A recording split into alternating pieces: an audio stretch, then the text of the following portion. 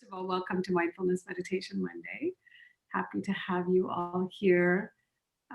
So as I said, Navin, as you were saying, I called you when I first heard that word from Natasha's hairdresser, and of course I called you to quiz you because, of course, I wasn't sure if you knew the word.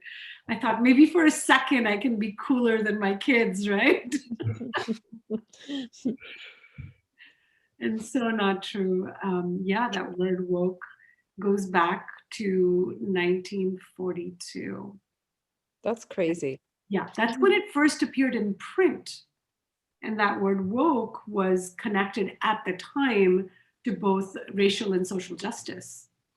And then sometime in 2008, Erica Badu wrote and sang a song called Master Teacher, in which, big part of the chorus was, I stay woke, I stay woke. Mm. And so I think that very slowly, this word woke has been making it to the forefront and really coming into the consciousness of people. And I love when, nothing is new. It all exists in some point in time somewhere. But I love when it starts to be pulled mainstream by just the popularity of using the word. And I think that reflects directly upon our state of mind as human beings. We have so much power that we can pull things into our consciousness simply by sharing it with each other. So what does that word woke really mean? It means awaken, it means to be conscious, it means to be aware. And if you look at the flip side, the opposite of that word, if you say, what's the opposite of woke? One would say asleep, right? And in the context of real life, asleep is just a time where we're not paying attention. We're on autopilot and we're not aware, we're not mindful. And then again, this word woke gets connected to mindfulness perfectly. This era of mindfulness that we are in, where mindfulness is that state of being woke to the present moment, with attention, with curiosity, with an openness, and simply being aware of where we are in the present moment. And this is a quality that we can, what we develop is not a quality that we don't have, but our connection to it. Because being woke is at the root of who we really are. It's really it's at ground zero of who we are. We come into this world as good people. We come in as good human beings.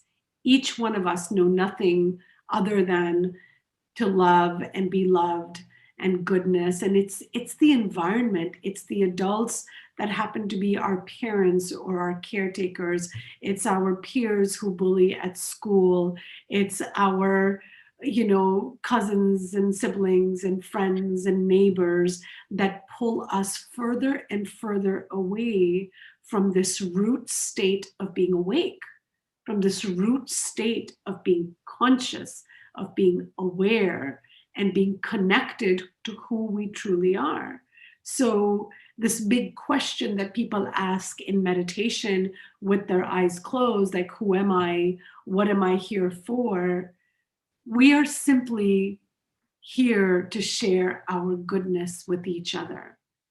And anything else that happens to us that pulls us away from our goodness is actually a calling for us to return to this root of who we truly are, to return to this goodness that we are innately made up of.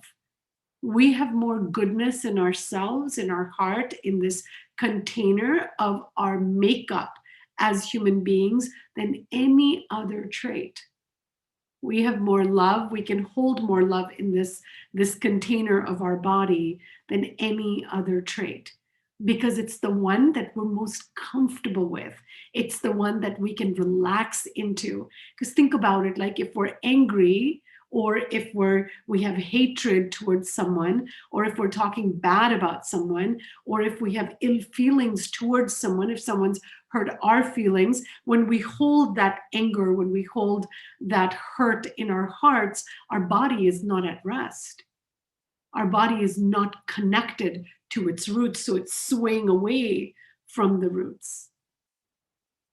And when we are connected to our wokeness, to our goodness, to our love, then we are grounded, we are rooted, and hence the body is fully comfortable in its own being, in its own presence. Because really, we talk about the doing and the being, right? So the being is the state of being awake. That's what the being is when you say just be. That means just be aware, just be awake, just have your markers of when you have drifted away and when you need to come back. Because the further, think of like a plant or any bush, any branch, when the wind blows, what happens? It gets swayed away from its root. And when the wind stops, what does it do? It eventually comes back. It comes back to stay aligned with its root. And that's who we are as well. And meditation and mindfulness helps us become aware of this root presence in actual feeling, in actual experience, in actual embodiment, so that when we go out into the real world, and when tomorrow everyone goes back to their associations and connections with their peers or with their friends, and Tristan is here, so of course with school, even if it's on Zoom, we have an awareness that we experienced on during mindfulness meditation Monday, that we can then take back and say, oh, I said these things to my friends, or I responded to my peer under pressure like this, or I responded to my child when I was upset in this way. That drifting was a uprootedness. That drifting was me shifting away from the root and the core of who I am. So to be woke is truly the essence of who we are. And it's not a state that has to be assumed and learned, because we are already that. We just have to stay connected to it. We just have to stay rooted to it. That's it. And that's what meditation does. What does the mind do in meditation? Because meditation is this very practice. The mind drifts and then we bring it back. And then mind drifts and we use an anchor and we bring it back. That's exactly our behavior in real life. We become asleep to our goodness, and we get angry and we say things and then we come back again. So meditation is just a practice for us to remember that in real life. And there's no shame in making mistakes. There's no shame in being upset. There's no shame in this drift. There's only victory in the return, in that coming back to our original state of being woke.